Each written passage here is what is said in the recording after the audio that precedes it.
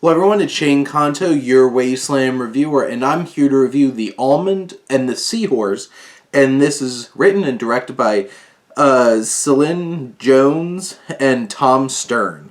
And this focuses on an archaeologist and an architect who are both dealing with the aftermaths of traumatic head injuries of their partners and their lack of memory, and trying to find solace somewhere in life, and trying to find the life that they used to have.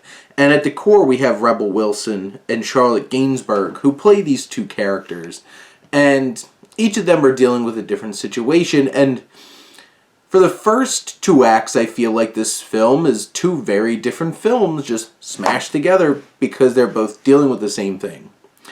Narratively, I feel like this film gets way too convenient in the third act, bringing these two characters together, which I get them coming together in a sense of togetherness and, like, I don't know, I'm not suggesting that, like, the film starts off with alluding to the fact that, like, hey, this is how we found each other, or something like that, but, like, I just feel like by the time, like, we're an hour into this film and they get together, it feels a little random.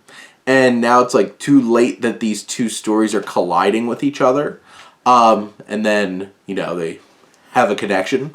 But you have each of these stories separately, and Wilson's dealing with her husband, who cannot remember, and Celine Jones, who co-wrote and co-directed this film, plays Joe, her husband, and he's dealing with degrading memory. And he's very belligerent about it. He starts trying to turn it on Rebel Wilson's character, Sarah. And there's some really uncomfortable and awkward and intense scenes throughout this film between these two characters, as there's that struggle of what's really going on, who is Joe anymore, and Sarah keeps feeling like, hey, my husband is lost and I can't find him, even though he's right there, but what happened to his memories and what connects them. And there's some really sad moments in both of these stories, but there's, I feel like, feels so much more tense and suspenseful because there's a belligerence there. And then you have Charlotte Gainsbourg's character, Tony, and her partner Gwen, played by Trine Durholm. And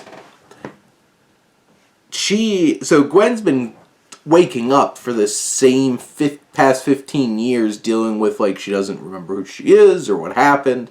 And you have Tony, who's dealing with this, and they come together because this Dr. Falmer, played by Mira Sale, who has this clinic, who basically she wants to have both Joe and Gwen here because she really thinks they can make an impact, but both Sarah and Tony are reluctant. And there's definitely, like, a lot of the tension and antagonism in Tony's storyline is her and this doctor, and who perceives that they're best for what Gwen needs to be better.